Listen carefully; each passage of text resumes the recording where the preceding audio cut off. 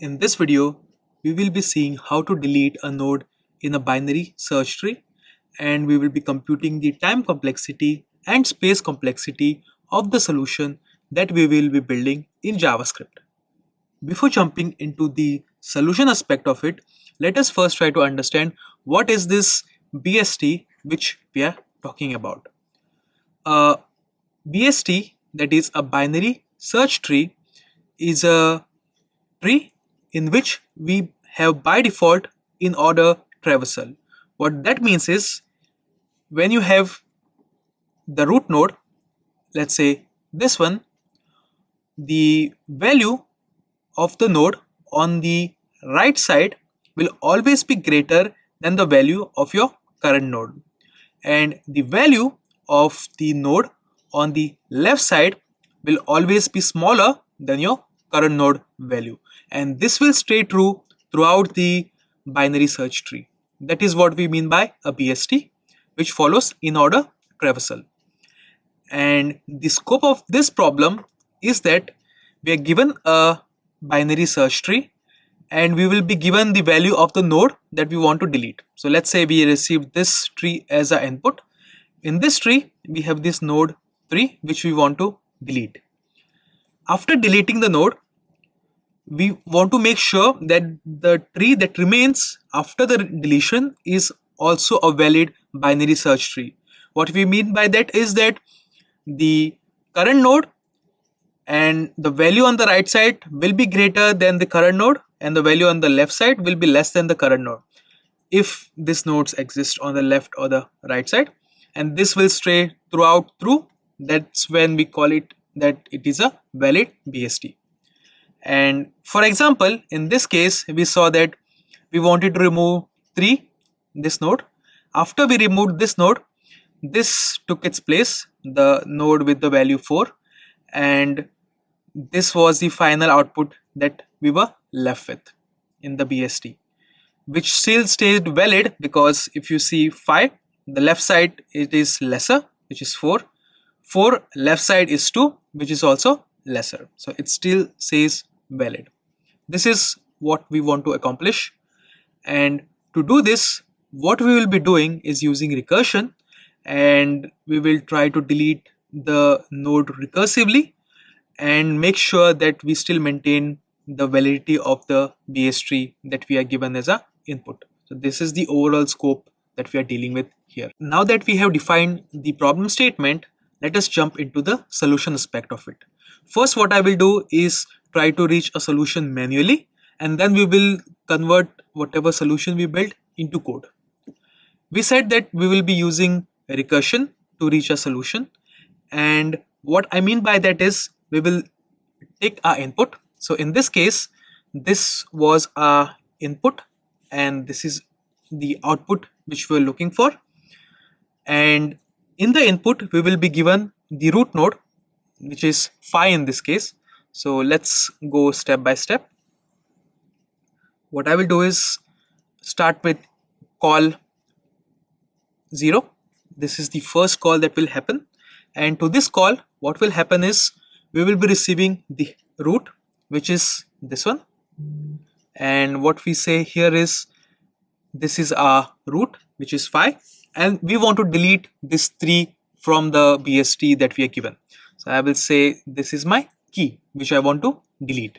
Now after we receive this input, what we want to do is basically first check if the input that we have received, which is our root, is null. If it's going to be null, we will just exit, we won't do anything.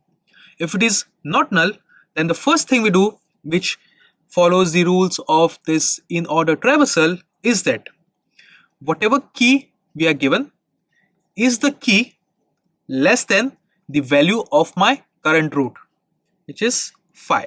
So if 3 is less than 5, if this stays true, that will mean that this 3 is going to be somewhere in the left subtree, and then from the left subtree we have to delete the node. The reason being that if this was greater, then it would have been in the right subtree, because for in order traversal we said that whenever we are given a node on the right side, this value is greater and on the left side is lower. And with this in mind, if the value that we want to delete is less than the current value, we can safely say that the value will be in the left subtree and then it needs to be deleted. So in this call, after checking that, hey, the first check is check if in left or right subtree the value that we want to delete. So after checking, I said that, hey, the value lies in the left subtree, as we can visually see here. Then what we will do is, we will now say that the left of my root is 5. Because it is in the left subtree, I will say the left is going to be something. And this something is going to be a recursive call which I am going to make. So here I will make a recursive call, and then what I will say is call 1. Now for this call 1, I will pass. So at the start, when we called this call 0, we passed a root and a key. So the pattern stays that we need a node and we need to pass a key to our function. Now in this case, what is the node that I pass when I make the recursive call? I will pass this node itself, which is my root.left value. So I will say pass this node, and the key I want to delete is still 3 itself. Now I will again say, hey, check if the node is in the left or the right subtree. Now I will say, hey, is 3 less than 3? It is not less than 3. Now this condition failed. Let's try the next condition. Is 3 greater than 3? That would mean it is in the right subtree. Still fails because 3 is equal to 3. That means that at this point during call 1, we found our node that we want to delete. So we have found our node that we want to delete, and after finding the node, which is this one, what I want to do is this has to be deleted now from the tree that we have. One way we can approach this is that this value I can just override with whatever is in my right subtree, and that whatever is going to be the lowest value in my right subtree that I'm going to have, because this value, when we replace it with something from the right subtree, it cannot be any value. It has to be the lowest value in the right subtree so that the BST still stays valid, because we need to make sure this rule gets followed. The root, the lower, and the higher one is on the right side. So for this to stay true, when we replace this from some value from our right subtree, we have to make sure that that value will be the lowest value from the right subtree. Now in the right subtree, I see here that I have 4, and I don't see any other nodes in my right subtree. Just this is my leaf node. So what I will do is I will just replace this 3 with 4. So I had received input as 3. This 3, I will say now replace it with 4. Then what I will do is, as you can see here, I had a 3 here. Now after I do the replace part, so I will say replace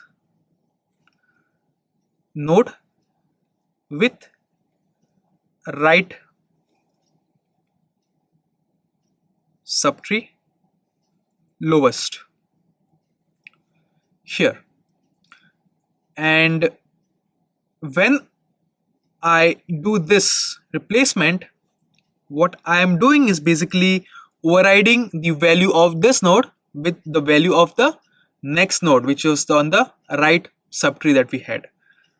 Now please note that just overriding the value is not sufficient. We still have this link which is there, which still exists. The next thing that we need to do is break that link now. Now to break that link, what we can do is if we think in a sense that breaking this link is basically deleting this node because this node is being used here now, what I can say is just delete this node that we have. So what I can do is I can make another recursive call which will say, so I will make call 2 and I will pass the node that I want to delete, which is this node now, and I will say delete this key from the node that you have. And I will come in the recursive call, I will say, hey, check if it is in the left or right subtree. It is not there because this, in our case, is a leaf node. A leaf node means that it doesn't have any left children or right children as its nodes. It's just the last node in the tree. So these two conditions will fail, and then you see replace node with right subtree lowest. That doesn't apply because there is no right subtree. So what we will now do is just discard the node. So I will, from 4, I will just make the node as null. And this is what we are going to be left with. That is our binary search tree without the node that we initially wanted to delete, and the tree still stays valid.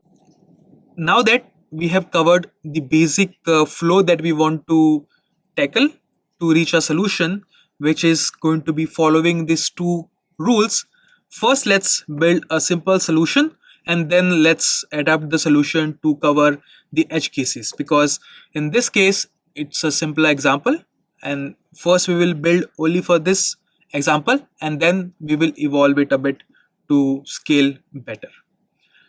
And what we will do here is basically we have a function that is called as delete node, and what that function does is takes a root as our input and the key that we want to delete. So we said it will take a root and the key that we want to delete, and with these two input parameters we have to reach a solution recursively. And what we will do here is that if root is null, then we just return null. This is our exit condition because we are going to be making a recursive call. Every recursive function needs to have an exit condition, because if you don't have an exit condition, the function will just keep on going in an infinite loop. So this is something that is very critical to take care of whenever you write recursive functions, that you need an exit condition with which you will be able to exit your function. And we said that check if in the left or right subtree the key that you have received. So what I will say is if the key is less than my root dot value, this will mean that it is in the left subtree, because in order traversal on the lower side we will have the lower value, on the right side we will have the higher value in the BST that we have received. So if this is true, that key is lesser, then we have to find and delete in the left subtree.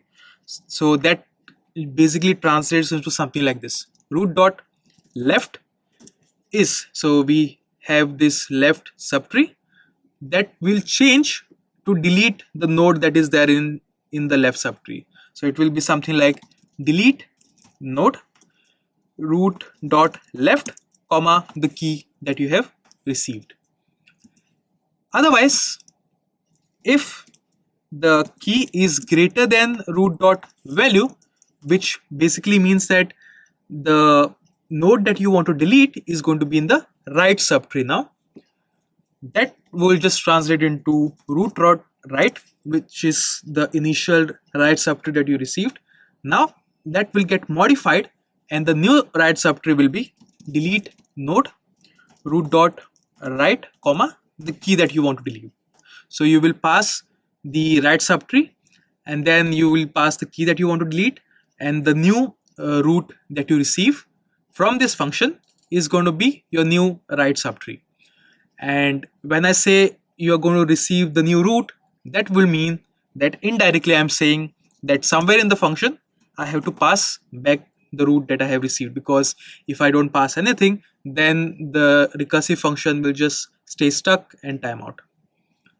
So this is the return part which I am writing, and I covered the left node possibility, the right node possibility.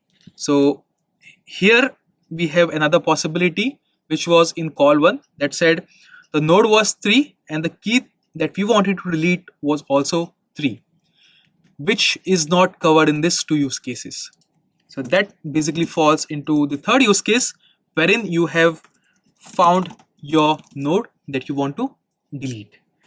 And let's say that this was the node that you found, which is here.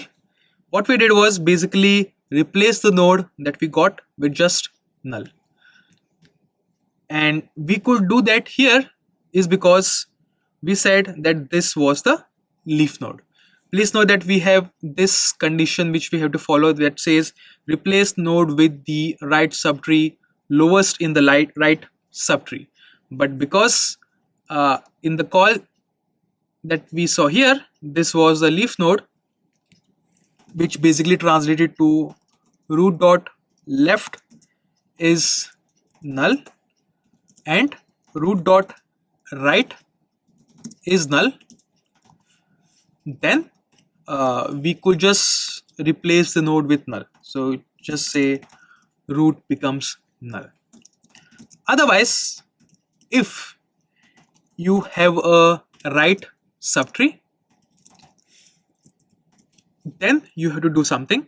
So in this case, which was call 1, we saw that this node had something on the right side. So there was a node on the right side and there was also a node on the left side. But first we target the node on the right side because we have to follow this in order traversal, wherein we say on the right side the value has to be greater, on the left side the value has to be lower.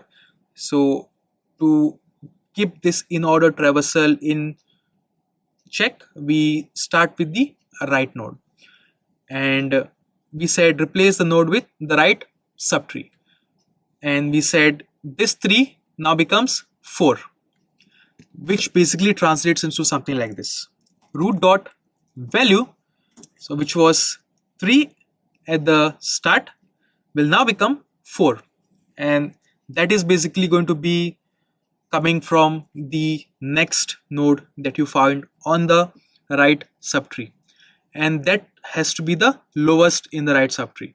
So I will get some value here, and then we said that we will break the connection that we had because 4 overrode 3, but the original 4 still existed. That also needs to go. So we also need to discard the old leaf node in the case of this example. So what we will do is, when we say root dot value is something, that something is the next node in the BST that you are looking for. And to retrieve it, I will do something like this. I will say constant get the next node, and to this next node what I will say is take root as my input and simply return the value of the next node that you have. So in this case we received 3 as the input, the next node was 4, which is the value I am replacing with, which basically translates into root is equal to root dot right, and then you just return root dot value, which was 4 in this case. Now another catch here is that we also said that in the part of replacing with the right subtree, we have to find the lowest in the right subtree to make sure that the BST stays valid. And to do that, what we have to do is the lowest value that will be there in the right subtree will be the leftmost node in the right subtree that we have. Say it will be the leftmost tree node in the right subtree. What I mean is something like this. So let's say you have the node that you want to delete, there is another node on the right side which is 4. So in this case we could just replace, saying that this is a leaf node, just replace whatever value is there and put it here. That was fine. But what if you had another example wherein this node had another left node and a right node associated with it? In that case, what would have happened is it would have looked something like this. So you will have had, let's say, 3 here. On the right side you had 4. Now this 3 I will replace with a 4, and this one I will replace with a 5, and then I will draw one more node here. Now first, let's say this is holding true the BST in order rule or not. 4 is my root node. This node on the right side has a node which has value greater than the current node, so it still stays true for BST. Now what I will do is I will make this 6. Now 4 on the right side we have 6. This is also greater than my current node, so this is also a valid BST. This was also a valid BST. Now I will say 6 on the left side I will have a 5. Now let's say in our current example, if you were just saying root is equal to root.right and return root.value, so what we will have done is, in this case we will have just returned 6 like we did return 4 in the previous case. So this is our case 1, this is our case 2. Now in case 2, if I just returned 6, it's going to be wrong, because I need not to return 6 but I need to return 5 here, because otherwise the BST will become invalid now. Because if I say replace 4 with 6 and then just delete this link here that we had, then the relationship between this node and this node will get messed up. That's why we have to make sure that we find the lowest in the right subtree, and to do that what we will basically do is something like this. So we will say you have your 4 here, you have your 6 here, and the addition that we will do is something like this. While root.left is not equal to null, then, so what I mean to say here is, for this node, whatever left node is there, if it is not null and if it continues to stay not null, then just use that as your node, because that is going to be the lowest node in your right subtree. So you keep going down the track to find that lowest node, which basically will then say root is equal to root.left. This will give you the lowest node in the right subtree. So in this case, after making the change, you will be getting 5 and not 6 when you want to replace the value, and then you will be replacing 4 with a 5, and that's pretty much it.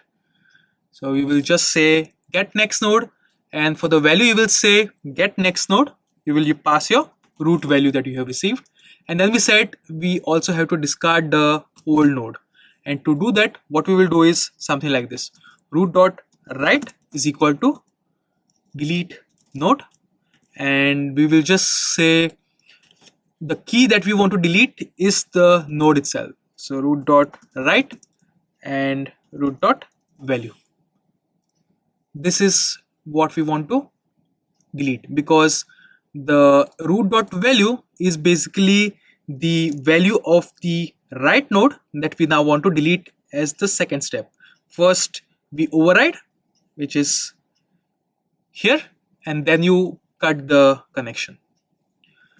And what that means is basically you will just make a recursive call. You will say the new right node is going to be node without the value that you have just now replaced with. So before it was 3, then it becomes 4, and then you're just saying delete the 4 value that you have. That's the key you want to delete. And that's pretty much it in terms of handling the right subtree mechanism. Now in this case, what we did was we handled if it was a leaf node first, then we checked, hey, is root.right not null? Then you replace and then you cut the connection from the older node that you had. Similarly, we have to make sure that we handle the left node case as well. So here what we did is first we approached the right node, and then in case the right node is not present, then you approach the left node and do something similar.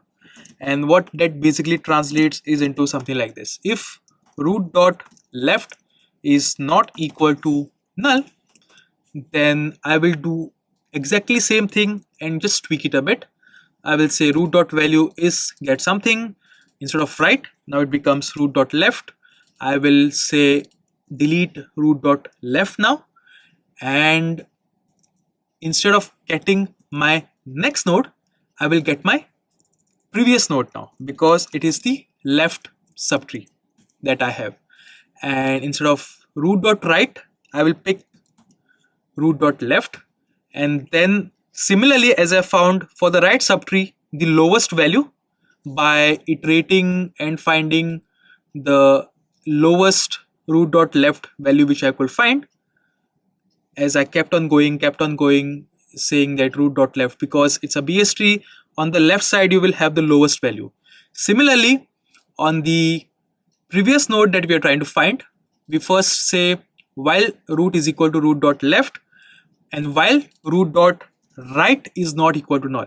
So the lowest in the left subtree will be on the right node. It's a bit different from the first mechanism that we handled, wherein we said for the next node the lowest is going to be the leftmost node, and for the previous one in the left subtree the lowest is going to be the rightmost node in the left subtree. So first you pick the left subtree and then you pick the rightmost node that you have, and that is the value that you try to get here. And that's pretty much it. You covered the cases for leaf nodes, right node being present, otherwise the left node being present, and in the end of everything you're just returning your root that you have. This covers the use case that you first find the node that you want to delete and then you perform a pseudo delete, wherein the pseudo part means that you are really not deleting it, but you're just replacing the value with the next node's value that is there in the subtree, the corresponding subtree. If it is right, the right next node; if it's left, the previous node that you had. And in terms of time complexity, I would say that the time complexity will depend on the depth of your tree, because you have recursion involved here. So you will go on recursive calls here wherein you are trying to see if it is in the left subtree or in the right subtree, or you have found a root. Now, interesting thing to note here is that left and right you are going into a recursive call, so that is big O of h, saying that h is the height of the binary search tree that you receive. But even when you find a node, then also you're going in a recursive call to delete the nodes. So there are like two parts to it. So this is like h plus h, so, and which basically becomes finally big O of h, or you can also call it as big O of log of n, because worst case, let's say that you have a very huge depth, then the linear growth that will happen in this recursive calls is going to be log of n, and the time complexity will be big O of log of n, because then the time it takes is going to linearly increase depending on the height of the tree that you have. That's why it is big O of log of n. Or you can just say it's big O of h, where h is the depth of your binary search tree.